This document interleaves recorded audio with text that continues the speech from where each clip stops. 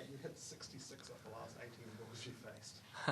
That's pretty crazy. What did it feel like out there?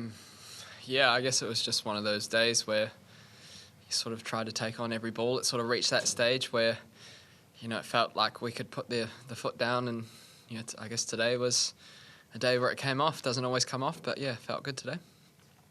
You hit 78 tonight.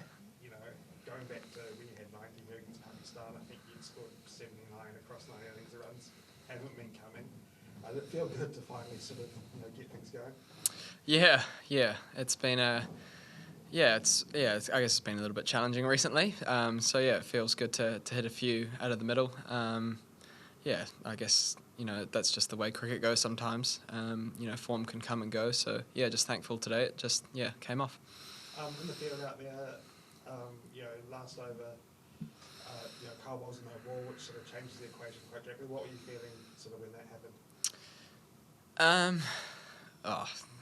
Probably didn't change too much. It was pretty nervous times the whole, probably the last 3 overs. We're well aware of the threat that the West Indies pose and the power that they have. At one stage it was 3 runs a ball that they needed, but we're pretty aware of the fact that they've got some serious power in their lineup throughout the batting. They're capable of hitting any bowler out of the park. So, Kyle did really well to keep us cool and take a wicket and then keep us calm for the last 2 balls.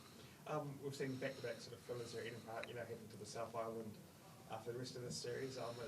Is it good to be playing sort of, competitive, exciting sort of cricket? Yeah, Eden Park is pretty good for a thriller. There's been some pretty good ones over the years. But it'll be nice to go to Nelson, I guess a more traditionally sized cricket ground.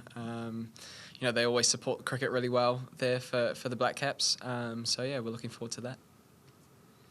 Mark, what of the fielding tonight? Yesterday there were a couple of drop chances, one really tough one, but tonight it was on point and everyone kind of stopping those crucial boundaries, really helping out in the end. Yeah, it's something we pride ourselves on as a team.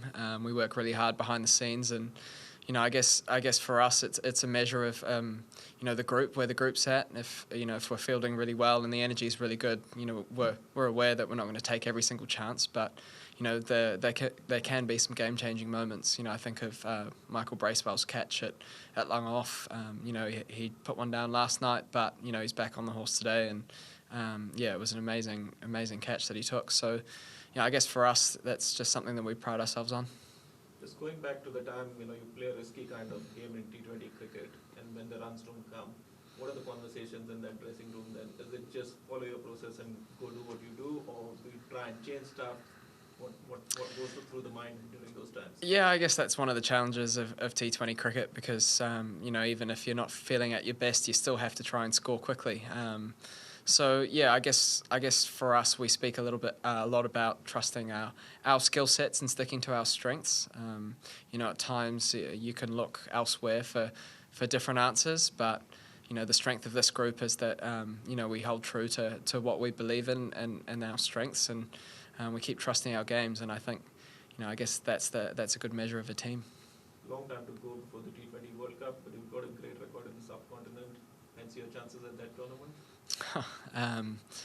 To be honest, we've got a long way to go before then. So, we're still finding our combinations. Obviously there's a few injuries, so but in that sense, it's giving guys an opportunity as well. So, hopefully it builds the depth and builds the experience of the squad.